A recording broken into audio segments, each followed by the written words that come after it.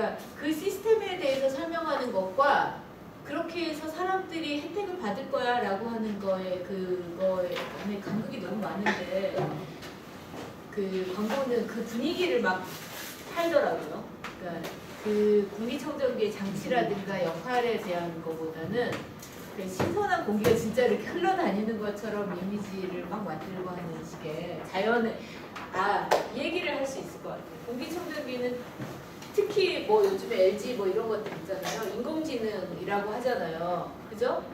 근데 그 광고를 보면 자연의 풍, 자연의 바람, 자연의 공기 이러잖아요. 최첨단의 기술과 가장 원시적인 상태의 자연 상태가 결합되어 있는 광고잖아요. 이게 인간의 상상력이에요. 동시대적인. 이런 얘기를 베냐민이 1930년대에 이미 한 겁니다.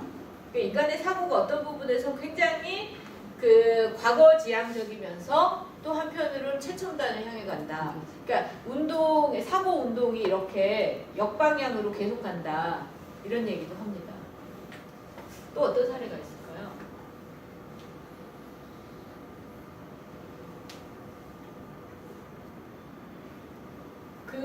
되게 옛날 그 모델인데 지난주에도 말씀드렸나요? 라디오 안에서 조그만 인간들이 이렇게 노래 부르는 거라고 생각한다.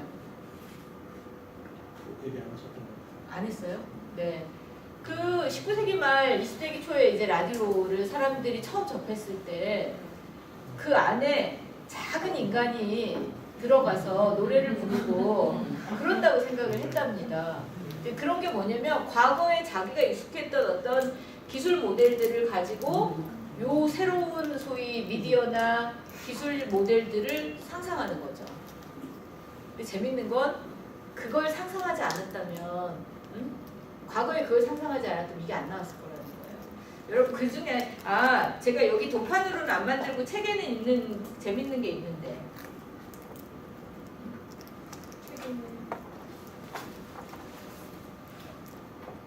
아니다. 도판에도 있어요. 이따가 이거 보여드릴게요.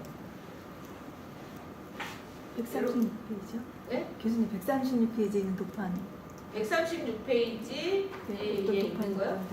뭔지 좀 볼게요. 136페이지는 에펠탑이니까 아니 그거 말고 아니고요. 오른쪽에 147페이지에 이것도 맞아요. 그랑필도 맞는데 여러분 이거는 제가 오늘 슬라이드에 없는데 책에는 있는 거예요. 지금 5분 넘었는데 다 들어오신 것 같은데 여러분 일단 우리 머리를 좀 환기시키고 우리가 지금 무슨 정말 철학 박사 학위 받으려고 공부하는 거 아니니까 좀 느슨하게 할게요. 제가 그러는 게 좋을 것 같아. 교수님 몇 페이지예요? 한참 느슨하게 해도 이제 한참 느슨하게 해도 될 것 같아요. 이 책에서는 182페이지를 보십시오. 여기 책이 혹시 있는 분들은 182페이지, 183페이지를 보시면 좋겠는데요. 아니 이거는 예정에 없던 설명이에요. 여러분 182페이지와 183페이지 도판을 보시면 이 독일 잡지에서 제가 발췌한 건데요. 화장기계예요. 화장기계. 젊은 여학생들이 특히나 관심 있을 것 같아요. 화장기계예요. 가만히 있으면 다 해줘. 이게 내 얼굴 이렇게 대고 있으면 여기서 이렇게 다 해준다고 실제가 있었던 것이 아니라 그런 아이디어 상품 같은 것들을 이렇게 만든 겁니다. 마음에 들게 해주나? 마음에 들게 해주나? 근데 여러분 제가 이걸 보면서 무슨 생각이 갑자기 드냐면 최근에 제가 포털에서 옆에 광고에서 본 것 같은데 그게 너무 무섭다고 생각하면서 봤던 광고가 하나 있는데 눈썹을 도장을 이렇게 찍는 뭐 있죠? 네. 그거랑 이거랑 뭐가 눈썹 그리는 거죠? 네? 이게요 1931년에 독일 잡지에 실렸던 광고거든요. 근데 2018년에 한국에서 그런 상품을 팔잖아요. 사실은 전체 기능이 다 똑같지는 않지만 눈썹을 이렇게 찍어서 할 수 있다? 이거랑 이 상상은 연결되는 거 아닙니까? 무려 세 세대가 지났잖아요. 근데 이런 게 일테면 여기 지금 이 책에 없는데 아쉬운데 여러분 20세기 초에 1910년대인가 사파예요. 이렇게 큰 전화기를 들고 이런 그 되게 그 뭐지 벨 에포크 시대의 여자 복장을 한 아름다운 여자들이 이렇게 그 뭐지 통화를 하는 그림이 있어요. 1910년대 그림. 그러니까 그 당시에 처음 전화기 이거 돌리는 전화기가 나왔거든요. 근데 그때 벌써 사람들은 아 이런 걸 바깥에서 공원에서 차 마시면서도 통화할 수 있으면 좋겠어 이런 생각을 한 겁니다. 우리 무슨 얘기 하려고 얘기한 거죠? 인간의 그리고 상상력. 아니 그 교수님 말씀하시는 그 얘기가 제가 금방 떠올라서 네 그 말씀해 주세요. 찰리 채플린이 네, 그 모던 타임즈가 모던 거기서 이렇게 식사 네, 주는 장면이 나오잖아요. 그냥 네, 그 로버트가 식사를 갖다 가만히 자기가 있으면 맞아요. 턱 받쳐주고 맞아요. handkerchief을 씌워주고 네, 그게 이제 지금 인공지능이라는 그런 맞습니다. 개념이죠. 자 이제 이 책에도 제가 사실 찰리 채플린을 도판에 실었거든요. 베냐민이 찰리 채플린에 대해서 굉장히 많이 연구해요. 그러니까 채플린이라는 배우를 연구한다기보다는 채플린이 연기하는 그 소위 영화 속에서 연기하는 그 모던 타임즈라든가 이런 것들이 보여주는 게 근대 산업사회의 사람들의 새로워진 어떤 감각을 보여준다고 얘기하거든요. 노동 환경하고 결부돼서. 예전에는 자연의 어떤 시간에 따라서 노동을 했다면 이제 공장 노동자들은 들어가서 이렇게 딱 자기 출근 그거를 찍고 들어가서 자기의 노동을 시간별로 판다는 그런 얘기를 하거든요. 그러니까 지금 여러분들이 이제 사실은 제가 너무 많은 설명을 하는 것 같은데 보니까 각각의 경험과 지식이 있으셔서 그걸 가지고 사례들을 접합하면서 설명하면 훨씬 더 재밌을 것 같다는 생각도 제가 지금 드는데요. 말 그대로 제가 쉬는 시간 동안에 생각해 보시라고 하는 게 지금 요 얘기들하고 결부되는 겁니다. 말하자면 사람들이 왜 기술을 발전시켰을까? 그리고 그 기술을 발전시키는 데 있어서 원천적인 사고가 뭐였을까? 이게 중요해지는 겁니다. 여러분, 자녀가 있다면 아니면 여러분의 어린 시절을 떠올려 봤을 때 초등학교 때 제일 많이 했던 그 대회 중에 하나가 과학 상상화 대회 아닙니까? 여긴 세대를 넘어서 다들 공감하시는데 아직도 있지? 여러분도 했었죠? 나도 했어요. 하셨죠? 이게 재밌는 거예요. 여러분 잘 생각해보면 베냐민이 굉장히 어려운 얘기를 하는 것 같지만 사실은 그렇지 않습니다. 우리가 과학 상상화로 그렸던 그 그림들이 사실은 한 세대, 두 세대가 지나면 실제로 그 형태가 아닌 형태로 기술이 발전한다는 거예요. 예를 들면 이런 거 있잖아요. 어릴 때 제가 그렸던 과학 상상화 중에는 이렇게 공간을 딱 접어가지고 이렇게 딱 박수만 치면 이렇게 딱 가 있는 이런 것들이 있었어. 그리고 그거는 조선시대 사람들은 축지법이라는 걸로 상상했어. 근데 저는 공간이동 같은 걸로 상상했어. 지금 우리는 어떻게 그걸 하고 있냐면 KTX 같은 기술일 수도 있지만 그거보다 더한 거 뭐죠?